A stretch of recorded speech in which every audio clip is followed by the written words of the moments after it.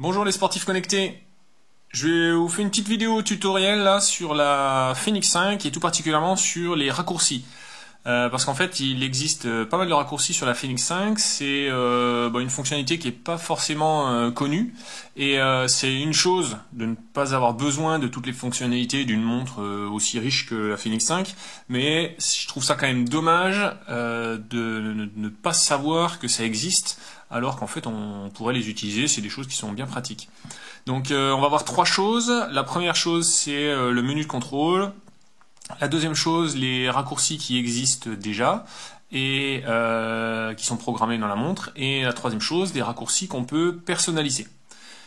Donc pour commencer, le menu contrôle, on l'ouvre avec un appui long sur le bouton Light. Voilà, donc à peu près 3 secondes. Et ensuite, vous voyez qu'on a accès à une série d'icônes. Donc on peut activer le Bluetooth, la connexion avec le téléphone, on peut éteindre la montre, ce qui n'est pas faisable sur toutes les montres GPS. Ça c'est les connexions musique, on peut enregistrer la position, verrouiller les boutons, etc. Faire le mode ne pas déranger, si jamais vous avez les notifications d'activer. Et ensuite, donc, une fois que vous avez choisi l'élément qui vous intéresse, vous appuyez sur le bouton Start pour la sélectionner. Donc là, c'est la première possibilité qui existe. Et on va voir qu'on peut configurer ce menu de contrôle. Donc pour ça, on va dans les menus, dans les paramètres. Hop là. Et un peu dans Système. Voilà, on a ici menu de contrôle.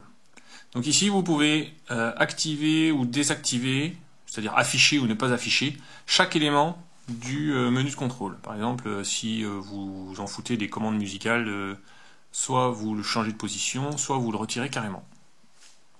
Donc voilà. Ensuite, on a les raccourcis qui existent déjà sur la montre. Donc là, on va lancer une activité pour vous le montrer. Donc, hop, on s'en fiche du GPS fixe. Ici, si vous avez fait un appui long sur le bouton Light, toujours, vous avez accès au menu de contrôle. Même chose que dans l'utilisation normale. Et si vous faites un appui long sur le bouton du bas, là vous arrivez sur les widgets. C'est-à-dire que ce soit clair, l'enregistrement de l'activité continue, il se fait toujours. Vous voulez accéder à un widget particulier, je sais pas, le nombre de pas ou la boussole. Voilà, vous regardez votre widget et ensuite en appuyant sur le bouton Back, vous revenez à votre activité et voyez que le chrono a bien continué pendant tout l'enregistrement de l'activité. Donc on va arrêter là pour ça.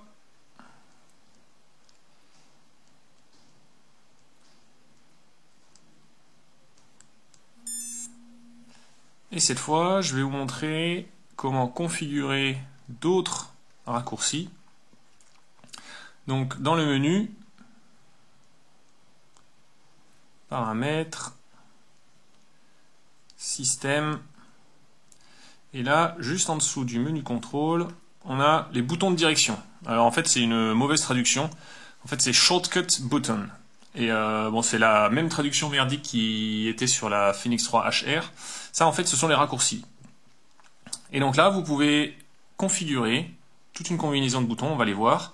Donc là, le premier, c'est le maintien de la touche Start longtemps. Et là, je l'ai configuré sur enregistrer la position. Donc, quand je suis en utilisation de montre ou n'importe quand, j'appuie longtemps sur le bouton Start, le GPS s'active, la montre enregistre la position. On va en configurer un autre. Donc là, le bouton Back, appuyer longtemps. Et vous voyez qu'on peut enregistrer la position, lancer un compte à rebours, chronomètre, téléphone, grille, double mob, verrouiller les touches, ça peut être utile, activer les widgets, ça c'est pas la peine, on a vu qu'on pouvait déjà le faire, faire un tour, lancer la navigation, allumer le rétroéclairage, lancer le métronome, voir et rallier un point d'intérêt, faire une capture d'écran. Ah, ça c'est une nouveauté sur la Phoenix 5. C'est la possibilité de faire une capture d'écran. dans une activité ou même n'importe quand. Vous pouvez le configurer sur un raccourci bouton. Changer de sport, donc là ça permet, vous lancez une activité et en cours de route vous dites tiens je change d'activité ou bien j'ai oublié de créer avant de partir, faire mon raid, un profil spécial. Hop, vous faites ce petit bouton et ensuite ça vous permettra en cours d'enregistrement d'une activité de changer de sport. Ouvrir le menu contrôle, bon ça on a vu que le bouton existe déjà. Le mode baromètre pour le temps ou synchroniser. Donc là, j'en active aucun. Et vous voyez qu'ensuite, on peut configurer donc le bouton down sur widget, le bouton start plus down, le bouton start plus up, le bouton back plus light, le bouton back plus up. En tout, ça fait 1, 2, 3, 4, 5, 6, 7. 7 raccourcis que vous pouvez personnaliser pour votre utilisation comme vous avez envie de le faire, quoi. Voilà, fin de cette petite vidéo vraiment spécifique sur ces raccourcis parce que c'est quelque chose qui est pas forcément très connu et que je trouve assez utile. Alors pas de configurer les 7, hein, mais d'en configurer 2 ou 3, de savoir qu'ils existent et de configurer 2-3 boutons, ça suffira pour en général tout ce que vous voulez utiliser. N'oubliez pas de me laisser un petit pouce en l'air avant de quitter cette vidéo pour faire connaître la chaîne sur YouTube.